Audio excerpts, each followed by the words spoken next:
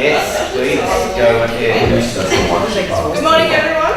Good morning. Welcome to the design presentation on breaking the code. What we might do before we start, we might just go around and do an introduction of who everybody is. We'll start with me. My name is Mel. I'm the production stage manager. I'm Ray, I'm the designer. I'm David and I'm the director. I'm Mitch and I'm an actor. I'm Chloe and I'm an actor. I'm playing Sarah. I'm Alex and I'm playing John Smith. I'm also Alex, I'm playing Knox. I'm Brendan, I'm playing Ron. I'm Martin and I'm playing Adam. I'm Daniel and I'm playing Christopher and Nikos. I'm Sammy and I'm one of the girls playing Pat. I'm Tatum and I'm the other girl playing Pat. I'm Rosa, head of costume wardrobe supervisor. I'm Carly, I'm the lecturer in stage management. I'm Tessa, I'm the lecturer from technical production. I'm Maddie, I'm the deputy stage manager. I'm Ella, I'm the wardrobe associate. I'm Brittany, I'm the assistant stage manager. I'm Zoe, I'm the design associate. Isaac, I'm designer.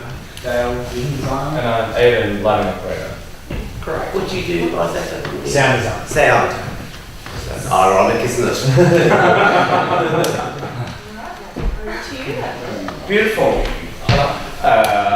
I'll do a quick start. So the play Breaking the Code is about the life of Alan Turing, who was an English mathematician who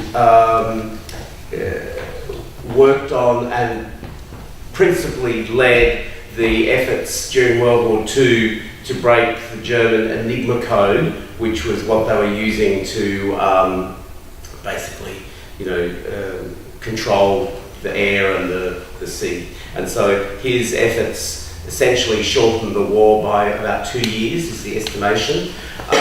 And he's generally regarded as being the father of computers. So he essentially invented computers. So he's pretty brilliant.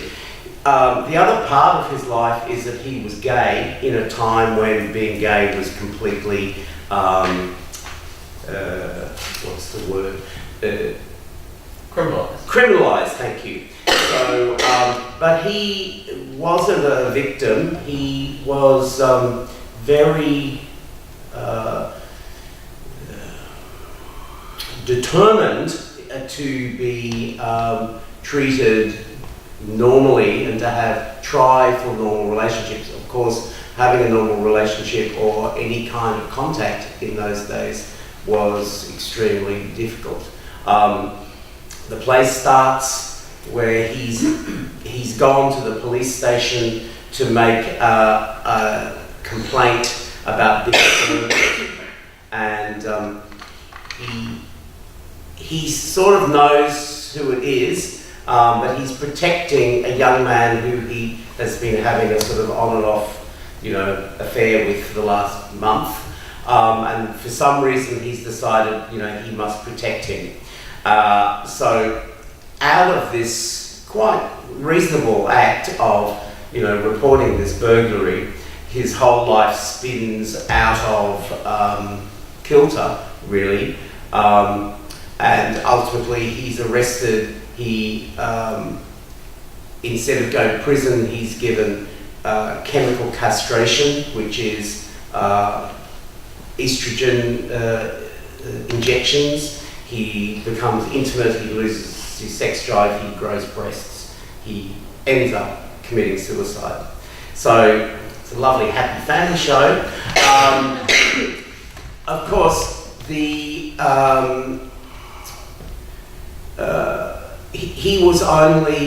was given an OBE, in secret, he was Winston Churchill's absolute, favourite. So he was hugely highly regarded at the time, but it was all quiet, hush-hush. The job was hush-hush. His life was hushed up as well. So it was only in 2013, if I've got my dates right, that he was pardoned by the British government. 2013, like that is amazing. And he's now kind of rightly put back in his place, but the play really one of the things the play is saying, I think, is how badly he and other gay men and women were treated by England. So you don't need to know anything about maths or philosophy to understand the play, even though there's quite a lot of talking about maths and philosophy. It's not at all complex in that way. It's to do with the way that how life grows, why people think. It's about sort of the development of humankind, really. There's a big speech, early-ish in the play, about something called the Fibonacci sequence, which is a mathematical formula where, do you know it? Anyone know it? It's Yeah, you have to say it. It's like a sequence of numbers, and the first two numbers add up to give the next number, and so on. Yeah. So you add. And what that does when you start mapping that physically, that's a spiral, and it's also, he discovered, is the basis of so many things in life. So he uses as an example a fir cone, and is talking about the bracts, which are like the little petals of the fir cone, the way they're arranged, and that's the exact sequence. And in nature, it's just many things are found like this. So one of the things that Ray has been doing is to give us a set based on Fibonacci sequence. Yes. Over to Ray. It's pretty difficult doing a show called Breaking the Code at Alan Turing and not have that as one of the major inspirations. Is the machine that he built and this notion of interconnectedness and mathematical theory. So basically what we've gone with is a 3-ring concentric revolve. So what that is, it's 3 rings, a center disc, an outer disc, and a bigger disc, and they all spin independently of each other. So if you look at the machine that he built, lots of little cogs turning, so that's pretty much where that circular pattern comes from. And then you add in the monologue about the Fibonacci sequence and how that is related to everything in the universe. We start to have this sense of a spiral coming outwards and then spiraling off into infinity. So we've gone with actually 4 Fibonacci spirals, all tessellated around each other. And then the floor is all painted in different textures of timber and parquetry. So like a timber puzzle box, as the revolves spin, the puzzle breaks up and then reforms. It's this notion of breaking the code and then reassembling it into something that is understandable. So that's the overall kind of concept that we're going with. The play is set between 1928 and 1954. It leaps around in time quite a lot. So there'll be some basic things. Most of the characters in the play were real people, and we have some photographs of the actual people and costumes. But so all the clothing worn will be sort of as period looking as we can achieve, which I'm sure will be great. There are some add-ons that we're doing. I wanted to get a sense that the play was about bigger things than just this story of this burglary and memory and etc. There's no real scenes actually about the nuts and bolts of the code breaking. There's a couple of speeches about that, so we can't understand what it is, but then we don't see them, with their rotors and the tippy tapping. They don't do any of that carry on. So we don't need a big, giant computer.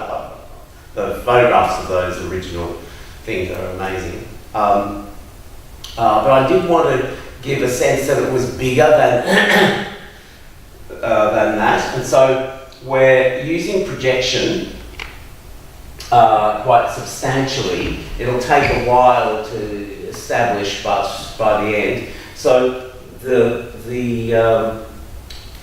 floor, the raised floor of the revolve, is essentially set in a big black void. There'll be haze, generally. Then all the scenes will be titled with the dates, and possibly some other words still brewing over that, whether that's a useful or not thing.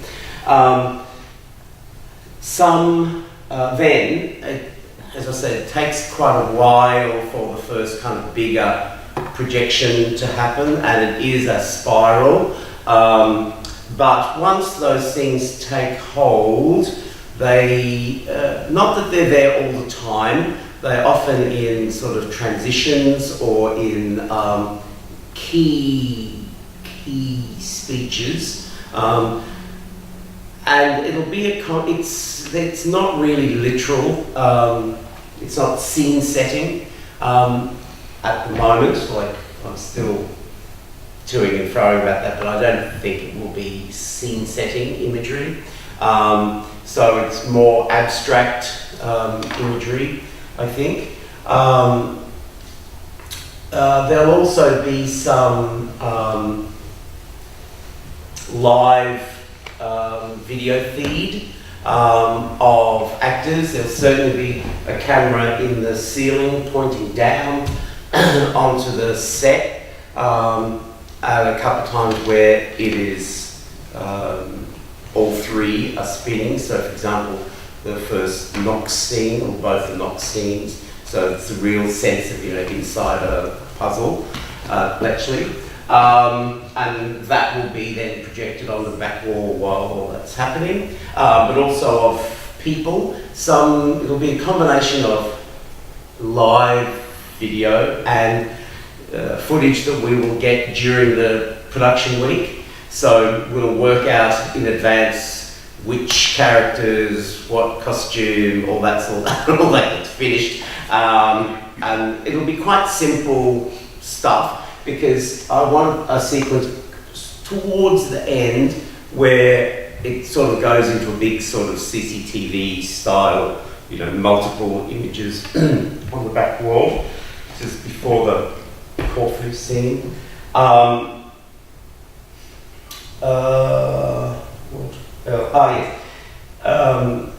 Jason Glenwright is lighting, fantastic light designer. And we are hoping that the whole show will be lit with follow spots. Now, most scenes only have 2 people in them. There's only 2 scenes that have 3 people. And one of those scenes, there's 3 people at the very beginning, and then 2 people, and then 2 people. So, but there's one big scene in Act 2 where there are 3 people on stage, and there's different time zones happening and multiple conversations. And that's where I certainly see this Revolve movie coming into its own. Haven't quite worked out exactly how that's going to work, but it's going to be great. But we think that if we can light everything with very soft, gentle follow spots all the time, then we can move on the Revolve, but also will completely change the style of lighting that we can do.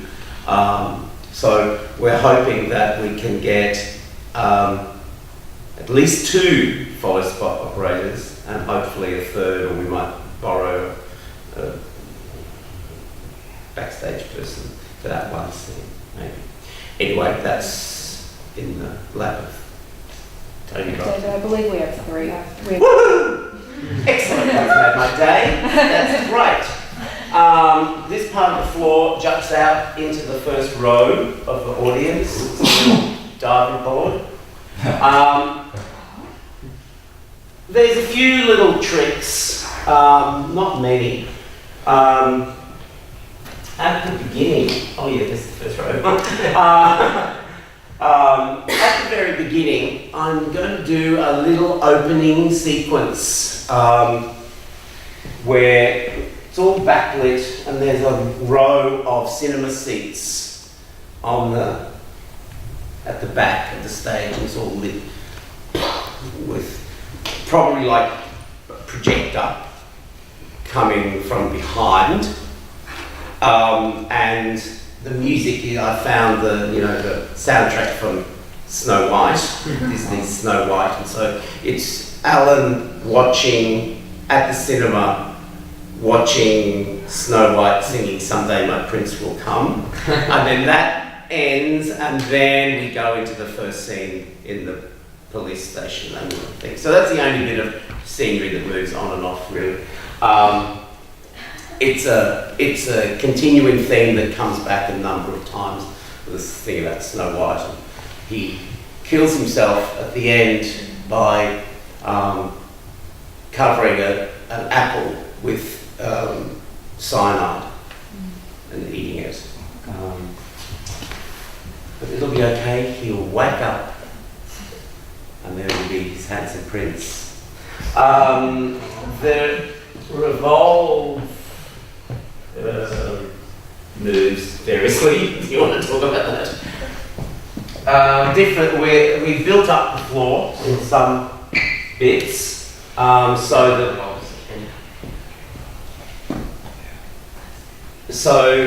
when it moves, the sort of raised pieces become areas that you can sit, stand on, climb on, move around, etc., etc., etc. Most of the revolving will happen in transitions rather than, walking on the thing. There might be a little tiny bit of that, but not a huge amount. Again, I want to try and keep it all fairly contained, like have all that. Oh yeah, there's a few things I can mention. Have all that, but it's fairly contained. So we use it, but it seems very effortless and sort of simple. It's not like bling, not like a lot of bling. Sound, there's a lot of sound. There'll be a lot of music, a lot of underscore, maybe not underscore, sometimes maybe sound beds and things. Everyone is going to be wearing head mics, so the whole cast is mic'd. So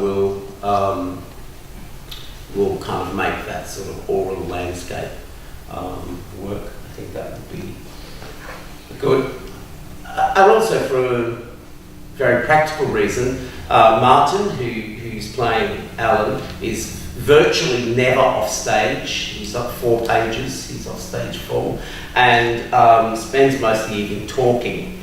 So 9,500 words, I counted up, that's a lot of talk. That will help a lot if he's not playing to the back row all the time. However, there's a whole lot of things to learn about working with actors, working with microphones. That's all good. What else did we have? I think. Can I just ask a question? Yes. Are they tiered? As in, are they? Yeah, cool. So what's the difference in height? So the smallest one is 200, so that's one step, one normal step. Then it's 400 and 600, so the height of a chair and then the height of a desk. Cool.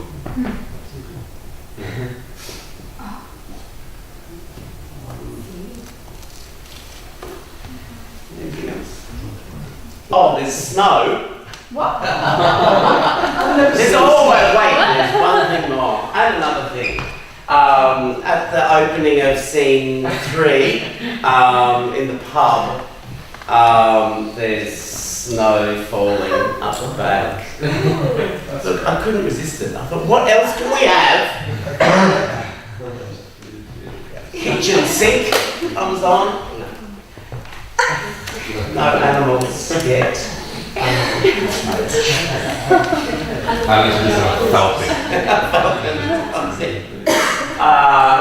So that's it. So it's technically challenging, like it's a lot of stuff, technically challenging, but I'm hoping that it will kind of be a sort of elegant use of it, and it won't be, as I say, most of the technology happens leading into or during transitions, so it's not sort of, I don't think it'll take, you know, a week to tech it, for example. You look disappointed. Yeah. With the sets, in the Revolt, they have like it's got to be like actual, like this is in a home kind of thing. Like, you know, like in for instance, when Pat comes to my house and we're at the dining table or whatever, they're going to be like an actual dining table. Well, there is a table and it's there all the time and it's used in almost every scene, not actually moving it away, some of them. So it's a desk in the police station. Yeah. It's, so for example, when Chris comes to visit, she's been in the garden, so I think it's like arranging flowers. So there's like a big vase with flowers and you come in with a basket of flowers. Yeah. And so you're engaged in flower arranging, having Chris next to you. Yeah. What's another thing? Oh, the pub. Yeah. So that's the thing in the pub. So it's not just going to be like kind of like black rosters. No. It's going to be actual sets. Actual set. You get actual things. We've never had before that. Have you never had? Oh, it's all been black boxes. Well, you have, but I did for Detroit. That's exciting. There is some prop movement on and off the stage, and I decided that it will be Daniel when not around acting, and the alternate Pat. Yeah. So we'll just do some small bits of prop rearrangement in the transitions. There's quite a reasonable amount of costume changes, like Sarah has four. Oh, down here. 4. Yes. Pat has 3. Wrong. These boys get on. We want you to look like that. Yeah, sort of.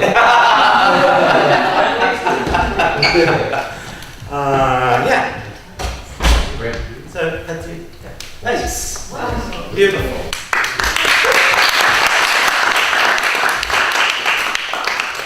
Now we are going to read the play. Again. Yeah, I know, it's funny. Yeah. Have to just keep reading it. What the hell is happening? So I guess hair, just always coming back to finishing. Because we don't do wigs here or anything like that. Everyone will have to take hold of doing their own hair. We can do that. Can't you see anything up the back? Shall we set up our tables and we can